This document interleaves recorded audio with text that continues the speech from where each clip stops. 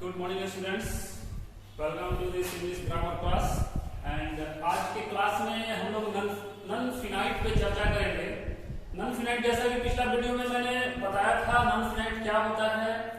Non finite जो subject के according, tense के अकॉर्डिंग उसके ऊपर कोई प्रभाव नहीं पड़ता है, अपने आप में वो बदलाव नहीं लाता है, वो वर्ब हमारा होता है non finite verb. Non finite के मैंने 3 टाइप्स भी बताए थे। एक होता है इंफिनिटिव, एक होता है जीरन और एक होता है पार्टिसिपल। अब हम लोग इस पे जरा सा चर्चा करेंगे। इंफिनिटिव क्या होता है, जीरन क्या होता है, पार्टिसिपल क्या होता है। तो सबसे पहले लेते हैं हम लोग इंफिनिटिव को। इंफिनिटिव का भी डेफिनेशन मैंने पिछले वीडियो में बताया था कि इंफिनिटिव एक ऐसा वर्ब है जो किसी सेंटेंस में नाउन का काम करता है। किसका काम करता है? नाउन का काम करता है। और तुम लोग ऑलरेडी ये पता होगा कि नाउन का काम क्या होता है। नाउन का काम क्या होता है? नाउन का काम होता है किसी भी सेंटेंस में सब्जेक्ट बनना और ऑब्जेक्ट बनना। यानी सब्जेक्ट के स्थान पे अगर कोई नाउन तो तुम लोग पहचान लोगे, यानी नाउन के जैसा काम करते हुए सब्जेक्ट की जगह पे अगर कोई वर्ब दिखाई दे तो वो हमारा कहलाता है इंफिनिटिव। और एक चीज और ध्यान रखना कि जब कोई वर्ब नाउन के जगह पे दिखाई देगा तो उस नाउन में, यानी उसके हिंदी के अर्थ में, क्रिया में ना ने नी जरूर तुम्हें दिखाई देगा। जैसे हम लोग ऑलरेडी जानते हैं, नॉर्मली सब कोई बोलता है कि रीड मीन्स क्या होता है। रीड मीन्स हम लोग को क्या बताया गया? रीड मीन्स होता है पढ़ना, जबकि रीड मीन्स पढ़ना नहीं होता है। हम बहुत बार तुम लोग क्लास में भी बताए होंगे, सिंपली लोग बोल देते हैं, हम लोग भी बोलते हैं कि हाँ बाबू रीड मीन्स पढ़ना होता है, लेकिन रीड मीन्स रियल में पढ़ना नहीं होता है। जब तक इसके पहले टू नहीं लगाएंगे हम लोग, तब तक इस रीड का मतलब पढ़ना नहीं होगा। टू रीड मीन्स होता है पढ़ना।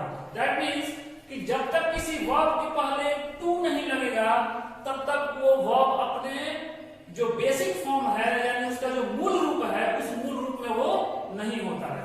इसीलिए हम लोग देखते हैं कि जब भी हम लोग टेंस भी बनाते हैं तो रीड का यूज कहां करते हैं? मैं पढ़ता हूं, पढ़ता, पढ़ना नहीं, पढ़ता। तो पढ़ता के लिए हम लोग रीड यूज कर देते हैं। लेकिन अगर सेंटेंस में पढ़ना आया हुआ है तो 100% उसके पहले टू लगा हुआ जरूर मिलेगा। इसीलिए आज से दिमाग में तुम लोग डाल लेना कि किसी भी वर्ब का जो बेसिक फॉर्म टू के साथ होता है उसका हिंदी होता है, जैसे राइट मीन्स लिखना नहीं, टू राइट मीन्स लिखना, टू रीड मीन्स पढ़ना, टू ड्रिंक मीन्स पीना। यानी हर वर्ब के पहले टू जरूर होना चाहिए, तब उसमें ना ने नी का प्रयोग हम लोग कर सकते हैं। तो जब कोई वर्ब किसी सेंटेंस में अगर नाउन का काम करेगा तो उसमें तुमको ना ने नी जरूर दिखेगा। समझ में आया? और अगर ना ने नी दिख गया, अब जैसे कि एग्जांपल दे रहा है, मान लो एक सेंटेंस है कि mango is good for health. Mango is good for health. यहां पे सब्जेक्ट तुमसे पूछेगा कोई कि सब्जेक्ट क्या है, तो तुम क्या बताओगे सब्जेक्ट के बारे में? अब बहुत ज्यादा डिटेल में नहीं जाएंगे, सब कोई बोल देगा मैंगो सब्जेक्ट है, ठीक है। इज गुड अच्छा होता है, फॉर हेल्थ इसके लिए, हमारे स्वास्थ्य के लिए, हमारे हेल्थ के लिए। अब ये जरा देखो तो सब्जेक्ट का काम जो वर्ड कर रहा है वो रियल में है क्या? वो रियल में है नाउन। यानी सब्जेक्ट की जगह पे तुमको या तो नाउन दिखेगा या तो प्रोनाउन दिखेगा, ठीक है। तो ये तो बाय डिफॉल्ट मैंगो, हर कोई जानता है कि मैंगो नाउन होता है। लेकिन अगर इस मैंगो की जगह अगर हम कोई वर्ब रख दें, किसी वर्ब को यहां पे लाएं, तो फिर क्या होगा? मान लो मैंगो स्वास्थ्य के लिए अच्छा होता है। अगर हम ये बोल दें कि दौड़ना स्वास्थ्य के लिए अच्छा होता है, दौड़ना। दूध पीना स्वास्थ्य के लिए अच्छा होता है, दूध पीना। अब उस कंडीशन में जो वर्ब को हम लोग सब्जेक्ट के रूप में लाएंगे दिखेगा, और जब नॉन एनी दिखेगा उसी समय हम लोग इस इंफिनिटिव का यूज करते हैं। इस मैंगो की जगह पे अगर हम ये बोल दें टू रन, यानी ये नाउन हो गया टू रन। केवल रन नहीं लिख सकते हम लोग, run is good for health नहीं, to run is good for health. अब ये जो वर्ब आया है ये कहां पे आया हुआ है? ये आया हुआ है सब्जेक्ट के स्थान पे, और सब्जेक्ट के स्थान पे जब ये आया तो उसके पहले टू जरूर लगाना है, और यही नाउन का काम कर रहा है, और इसी वर्ब को हम लोग क्या बोलेंगे? इंफिनिटिव बोलेंगे। क्लियर हुआ? एक और एग्जांपल देखते हैं। ये तो आया सब्जेक्ट के स्थान पे, मान लो ऑब्जेक्ट के स्थान पे ये कैसे दिखेगा? I go to market. I go to market, मैं बाजार जाता हूं, और उसके बाद इस वर्ब से क्वेश्चन करो क्या करने, क्योंकि वर्ब रखना है हमको। अगर वर्ब रखना है क्या करने, तो तुम बोलोगे बाई अ पेन। अगर ये लिखते हो तो ये क्या हो जाएगा? ये गलत हो जाएगा। क्यों? क्योंकि मैं बाजार जाता हूं खरीदने, क्रिया में क्या लगा? ने, और जब ने लगा तो 100% यहाँ इंफिनिटिव ही यूज होगा, यानी ये जो टू बाई होगा ये हमारा हो गया इंफिनिटिव। तो देख लो ये सब्जेक्ट के जैसा, ऑब्जेक्ट के जैसा काम कर रहा है कि नहीं कर रहा है? आई गो टू मार्केट, मैं बाजार जाता हूं, तो क्या करने जाता हूं? टू बाई, खरीदने, यानी ये जो ऑब्जेक्ट है किसका है? इस वर्ब का। क्या करने, अगर करने, हालांकि क्या जाता हूं का आंसर नहीं आएगा, लेकिन क्या करने अगर पूछा जाए, करने एक वर्ब है, तो ये हमारा हो जाएगा इंफिनिटिव। तो एक चीज क्लियर हो गया होगा कि हिंदी सेंटेंस में या कभी किसी सेंटेंस में क्रिया में नॉन एनी दिखाई दे तो वहां पे इंफिनिटिव का प्रयोग हम लोग करते हैं। और इंफिनिटिव किसको बोलते हैं? The verb that works like a noun in a sentence is called infinitive. इसका फॉर्म क्या होता है? 2 प्लस V1। इंफिनिटिव का 2 प्लस V1, ये हमारा होगा इंफिनिटिव। इस प्रकार से और एक एग्जांपल कोई पूछ दे तुमसे कि झूठ बोलना पाप है, अब बताओ क्या पाप है? व्हाट इज सिन? पाप है झूठ बोलना। झूठ बोलना क्या है? एक नाउन है, ये नाउन नहीं है, ये काम है, लेकिन नाउन के जैसा काम कर रहा है, तो इसको हम लोग लिखेंगे to tell lie. To tell lie is sin। To tell lie is sin, झूठ बोलना पाप है। अब बोलना आया तो देखो ये बोलने के पहले हम टू लगाए हैं, यानी ये जो वर्ब हुआ हमारा, इसको नाउन का जैसा ये काम कर रहा है, इसलिए ये इंफिनिटिव हुआ। और इंफिनिटिव को ही हम लोग वर्बल नाउन कहते हैं। वर्बल नाउन क्यों कहते हैं? क्योंकि ये एक वर्ब होता है जो कि नाउन के जैसा काम करता है। ये बाय डिफॉल्ट नाउन नहीं होता है। नाउन तो तुम लोग को पहले से पता होगा, noun is the name of person, place, things, animal, etcetera. लेकिन ये वर्ब नाउन के जैसा काम करने लगा, इसलिए ये हो जाएगा हमारा इंफिनिटिव। क्लियर हुआ? अब जरा थोड़ा सा बात करते हैं। एक होता है बेयर इंफिनिटिव। बेयर इंफिनिटिव क्या मतलब होता है? When infinitive is used without to is called bare infinitive। मतलब कि ये रीड के पहले टू लगा हुआ है, ये इंफिनिटिव है, लेकिन यही कोई ऐसे वर्ब होते हैं जो कि बिना टू के यूज होते हैं। उस कंडीशन में उसको बेयर का मतलब होता है, मतलब बेयर मतलब खाली नहीं होना, बेयर का मतलब, यानी टू अगर यूज नहीं होगा उस वर्ब के साथ कहलाएगा इंफिनिटिव ही, लेकिन टू नहीं होगा उस कंडीशन में बेयर इंफिनिटिव उसको बोला जाता है। उसका जरा सा एग्जांपल हम लोग देखते हैं बेयर इंफिनिटिव कैसे यूज होता है। जैसे मान लो एक सेंटेंस मिला हम लोगों को, मुझे पढ़ना चाहिए। अब जैसा कि कुछ ही देर पहले मैंने बताया कि क्रिया में ना ने नी अगर आएगा तो उसमें हम लोग 2 + V1 यूज करते हैं, लेकिन यहां पे अगर हम लोग इसका ट्रांसलेट करें तो हम लोग को लिखना होगा आई, चाहिए के लिए हम लोग क्या यूज करते हैं, शुड मॉडल वर्ब है, आई शुड। अब पढ़ना के लिए क्या लिखे हम लोग, to read, I should to read. अगर लिखते हैं तो ये सही है कि गलत है, ये हो जाएगा हम लोगों का गलत। क्यों? क्योंकि यहां पे रूल बोलता है कि यहां पे बेयर इंफिनिटिव यूज होगा। और क्यों होगा? इसलिए कि बेयर इंफिनिटिव किसी भी मॉडल्स के साथ बेयर इंफिनिटिव यूज होता है। फिर से एक बार सुनो, किसी भी मॉडल्स के साथ, मॉडल जानते हो, should, would, must, can, could, may, might, dare, need, ये जितने भी मॉडल्स हैं इन लोगों के साथ क्या यूज होगा, ना ने होने के बावजूद भी जब भी चाहिए आए तो ना ने हम लोग टू यूज नहीं करेंगे। ध्यान रखना कि जैसे ही मॉडल्स वर्ब लिखेंगे, मॉडल्स लिखेंगे, उसके बाद हम लोग को बेयर इंफिनिटिव ही यूज करना होगा। इसलिए यहाँ पे हम लोग का ये सही होगा, आई शुड रीड, मुझे पढ़ना चाहिए। यहाँ देखो, उसे खेलने दो। अब इसमें तो चाहिए नहीं आया हुआ है, इसमें कोई मॉडल्स भी यूज नहीं होगा, इसको कैसे बनाएंगे? तो ये दो मीन्स क्या होता है, दो का मतलब क्या, कुछ लेना देना, गिव। यहाँ पे गिव का सेंस नहीं है। ये दो के लिए एक वर्ब आता है, लेट। ये एक वर्ब है, इसके 3 फॉर्म होते हैं। लेट का मतलब होता है, लेट का एक, अगर जरूरत पड़े तो मैं सेपरेट वीडियो बना दूंगा, फिलहाल थोड़ा सा बता दे रहा हूं मैं। लेट का मतलब होता है किसी काम को करने दो, काम कोई भी हो सकता है, किसी क्रिया को अगर करने देने की बात हो रही है तो वहां पे हम लोग यूज करते हैं लेट।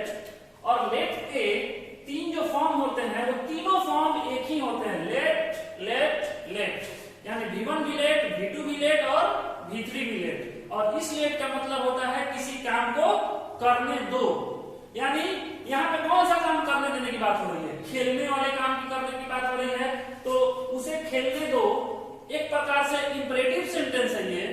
तो दो के लिए क्या वर्ड यूज करते हैं हम लोग, वर्ब लेट। इंपरेटिव सेंटेंस में हमेशा वर्ब से स्टार्ट करते हैं हम लोग सेंटेंस। इंपरेटिव सेंटेंस तुम लोग को पता होगा। तो यहाँ पे हमारा मेन वर्ब ये है, दो, और ना ने जिसमें लगा हुआ है वो कभी भी मेन वर्ब नहीं होता है, क्योंकि मेन वर्ब तो वो बनेगा ना जो फिनाइट होगा। हमारा फिनाइट वर्ब ये है, इसमें ना ने भी लगा हुआ है इसलिए ये नॉन फिनाइट है। तो लेट, और उसे के लिए क्या होगा, लेट हमेशा, लेट का ये नियम है कि लेट हमेशा अपने साथ क्या यूज करता है, ऑब्जेक्टिव यूज करता है, ऑब्जेक्टिव केस यूज करता है। लेट के बाद जब भी यूज होगा, ऑब्जेक्टिव यूज होगा, तो लेट और उसे के लिए हो जाएगा हिम, लेट हिम। अब खेलने के लिए ना नहीं लगा है, तो अगर हम टू प्ले लिख देते हैं तो ये सही होगा कि गलत होगा, ये हो जाएगा गलत। इसलिए कि रूल कहता है कि लेट के साथ हमेशा बेयर इंफिनिटिव यूज होता है।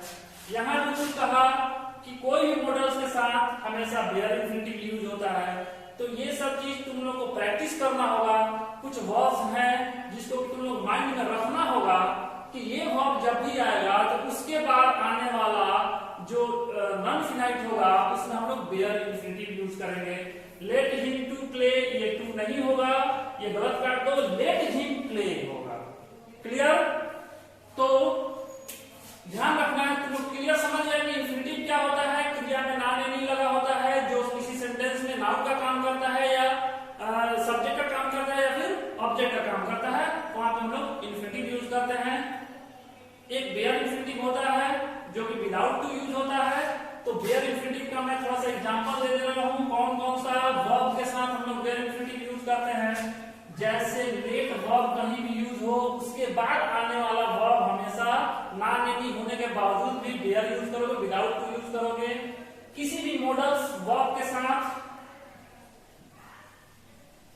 मॉडल्स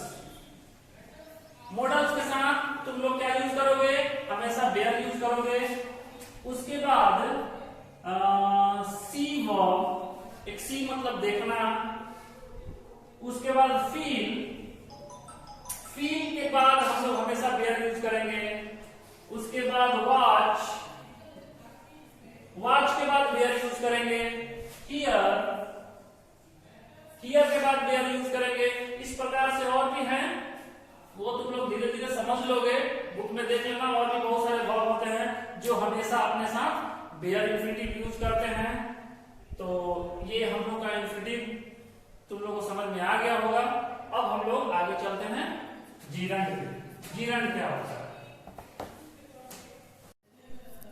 यहाँ हम कुछ एग्जाम्पल देख लेते हैं। एक चीज बताना था, ये नीड और डेयर जो हमारे मॉडल ऑक्सिलरी हैं, इनके साथ कुछ अलग फंडा है। जैसे नीड के साथ वेयर इंफिनिटिव भी यूज होता है, नीड के साथ वेयर इंफिनिटिव नहीं भी यूज होता है, मतलब इंफिनिटिव यूज होता है।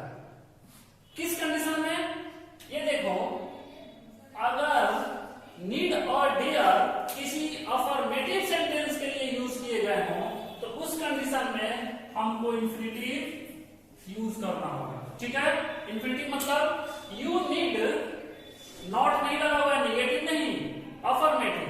You need to come here, तुम्हें यहां आने की जरूरत है। मीन्स आने, ना नहीं लगा, यहाँ पे टू लग गया। लेकिन अगर यही सेंटेंस निगेटिव हो जाए, मतलब नीड और डियर निगेटिव के रूप में यूज किया जाने लगे, उस कंडीशन में वर्ब जो है हम लोग वेयर इंफिनिटिव यूज करेंगे। जैसे you need not, you need not, अब ये टू हट जाएगा क्योंकि ये नीड के साथ निगेटिव आ गया।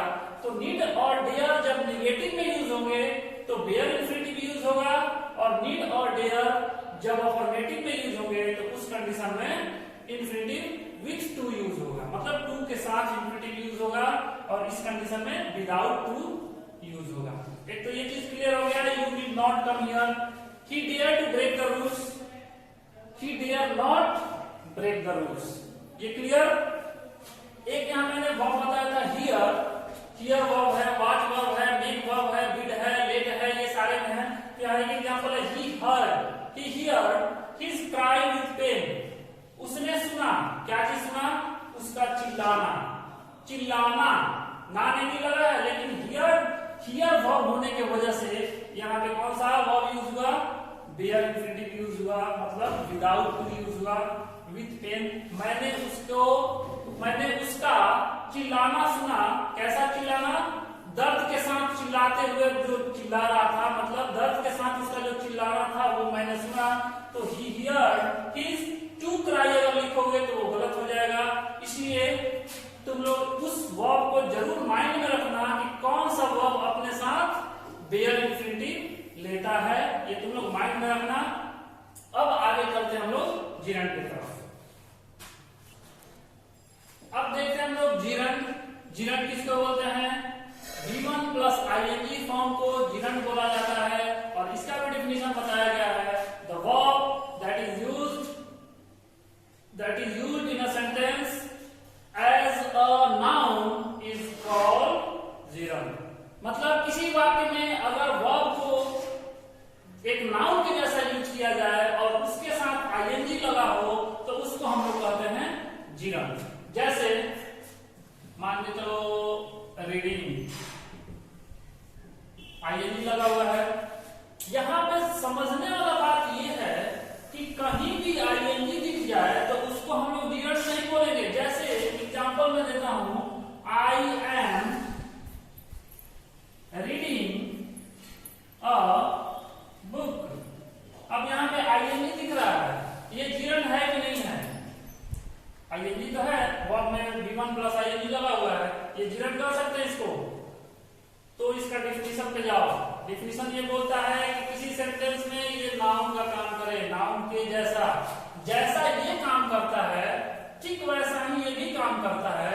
दोनों में अंतर केवल इतना है कि इसका फॉर्म कुछ और है, इसका फॉर्म कुछ और है। ये 2 प्लस V1 के फॉर्म में आता है, ये V1 प्लस आईएनजी के फॉर्म में आता है। वर्ड दोनों का सेम ही है, दोनों वर्बल नाउन करवाते हैं, वर्ब नाउन के जैसा, वर्ब नाउन के जैसा।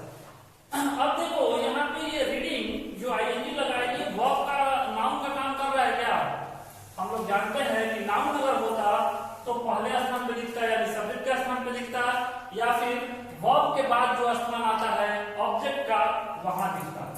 ठीक है, I am reading.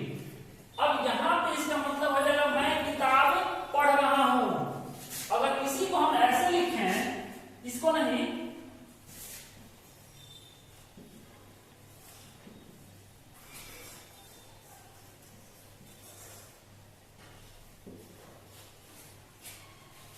Reading is my hobby. Reading क्या है, यानी पढ़ना मेरा शौक है, मेरा हॉबी है। अब दोनों रीडिंग में तुम अपने से जज करो कि इन्फिनिटी जीरन कौन सा हो सकता है। एम के साथ आईएनजी लगा हुआ और केवल विदाउट एक्सक्लूसिव वर्ब के साथ आईएनजी लगा हुआ, ये दिख रहा है कि नाउन का काम कर रहा है। अगर कोई पूछ दे कि is my hobby, what is my hobby, मेरा हॉबी क्या है, तो तुम सीधा बोलोगे रीडिंग यानी पढ़ना।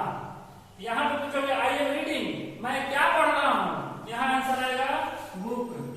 ऑब्जेक्ट की जगह पे तो यहां पे नाउन की जगह पे ये बुक है, कोई वर्ब तो है नहीं। ऐसे कंडीशन में इस वाले रीडिंग को जो कि खुद वर्ब के स्थान पे आया है, आई एम रीडिंग, यानी सब्जेक्ट के बाद ऑलरेडी एक जुड़ी वर्ब आता है, जुड़ी वर्ब के बाद ऑलरेडी वर्ब का ही स्थान होता है। तो इस वाले वर्ब के स्थान पे जो वर्ब आएगा वो जीरन कभी नहीं कहलाएगा। सब्जेक्ट के स्थान पे अगर दिख जाए तो फिर हम लोग इसको बोल सकते हैं जीरन। इसी में एक और एग्जांपल लेते हैं, आई लाइक रीडिंग। अब देखो, आई लाइक रीडिंग, मैं पसंद करता हूं या मुझे अच्छा लगता है क्या चीज, पढ़ना। आई लाइक रीडिंग, मुझे पढ़ना अच्छा लगता है। अब तुम सोचोगे कि ये जीरन है कि ये वर्ब है तो वर्ब का ही रूप, लेकिन यहाँ पे नाउन का काम कैसे कर रहा है। क्वेश्चन करो, सब्जेक्ट हो गया, सब्जेक्ट के बाद वर्ब आता है, वर्ब भी हो गया मेन वर्ब। अब आई लाइक व्हाट, मुझे क्या अच्छा लगता है, आंसर तुम्हारा आएगा रीडिंग। ऑलरेडी बताया गया है कि जब भी वर्ब से क्वेश्चन करोगे व्हाट और हुम का जो आंसर आएगा वही हमारा ऑब्जेक्ट होता है। और ऑब्जेक्ट कौन बन सकता है, नाउन ही बन सकता है या प्रोनाउन ही बन सकता है। और नाउन के जगह पे अगर कोई वर्ब आ जाए उसमें आईएनजी लगा हुआ दिख जाए वो हमारा हो जाएगा जीरन। तो एक शॉर्ट फॉर्मूला और समझ लो, अगर इतना कुछ समझ में नहीं आ रहा है तो एक और फॉर्मूला समझ लो कि अगर वर्ब में आईएनजी लगा हुआ है और उसके पहले कोई एक जुलरी वर्ब नहीं दिख रहा है तो 100% तुम उसको बोल दो कि ये क्या है, या तो जीरन हो सकता है या तो पार्टिसिपल। अभी नहीं बताया है, पार्टिसिपल जब जान जाओगे तो पार्टिसिपल और जीरन में ही तुम उसको किसी को बताओगे, उसको तुम वर्ब नहीं बोलोगे।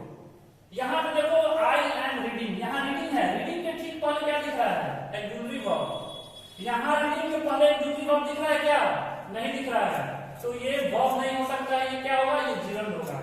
आई लाइक रीडिंग, रीडिंग के पहले यहाँ एक जुलरी वर्ब दिख रहा है क्या, नहीं दिख रहा है, तो ये भी क्या होगा, ये वर्ब नहीं हो सकता, ये क्या होगा, जीरन हो सकता है।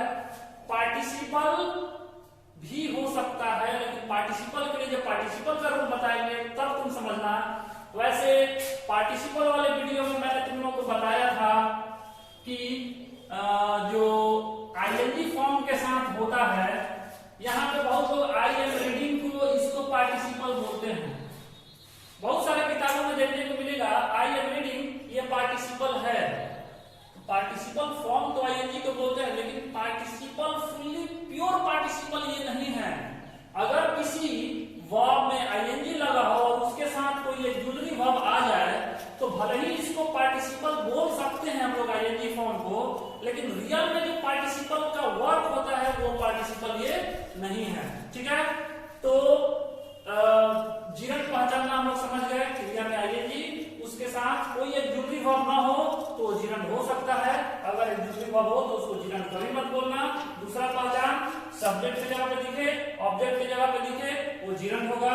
मेन काम क्या है, नॉन एंडिंग इसमें भी लगा होता है और उसको भी हम लोग यूज करते हैं सब्जेक्ट के, जैसे कि तैरना, तैरना एक व्यायाम है। ये तैरना व्यायाम है, किसी भी चीज के होने की बात करेगा ये सब्जेक्ट। एक व्यायाम है तो एन एक्सरसाइज, क्या चीज है एक व्यायाम? तो तुम बोलोगे स्विमिंग, या तो तुम स्विमिंग बोलोगे, या तो तुम इसी को, चूंकि ये भी वही काम करता है, तो तुम इसको टू स्विम भी बोल सकते हो। स्विमिंग और to swim is an exercise, ये भी वही है। स्विमिंग इज एन एक्सरसाइज बोल सकते हो, to swim is an exercise बोल सकते हो। आई लाइक रीडिंग बोल सकते हो, आई लाइक टू रीड बोल सकते हो। मतलब ये इंफिनिटिव और जीरन एक ही जैसा काम करते हैं, लेकिन ध्यान ये रखना होगा कि हर जगह हर वर्ब के साथ तुम जो इच्छा करे, कभी इच्छा करे जीरन, कभी इच्छा करे इंफिनिटिव, वैसा तुम नहीं कर सकते हो। बहुत जगह इसका सेंस अलग हो जाता है। उसका मैं एक एग्जांपल दे रहा हूं। ये एग्जांपल देखते हैं, ही स्टॉप्ड टॉकिंग और he stopped to smoke, no sorry to talk. He stopped talking, he stopped to talk. अब यहाँ पे बच्चों को लगेगा कि अच्छा सर बताया है कि जीरन यूज करो या पार्टिसिपल यूज करो, एक ही जैसा काम करता है। करता तो है, लेकिन बहुत जगह नहीं। अब ये जो स्टॉप वर्ब है, ये अपने साथ किस कंडीशन में जीरन का क्या अर्थ बताएगा, किस कंडीशन में इंफिनिटिव का क्या अर्थ बताएगा, यहीं पे क्लियर हो जाएगा। इसका मतलब हुआ, ये स्टॉप टॉकिंग का मतलब हुआ उसने बात करना। टॉकिंग मीन्स, टॉक मीन्स होता है बात करना, टॉकिंग बात करना क्या कर दिया, रोक दिया, यानी बंद कर दिया। इसका मतलब ये हो गया। लेकिन टॉकिंग के बदले अगर हम टू टॉक लिख देते हैं तो इसका मतलब हो जाएगा कि स्टॉप टू टॉक, उसने वह बात करने के लिए रुका, यानी वो कहीं जा रहा था, बात करने के लिए रुक गया। लेकिन यहां पे जा नहीं रहा था, उसने बात ही करना बंद कर दिया।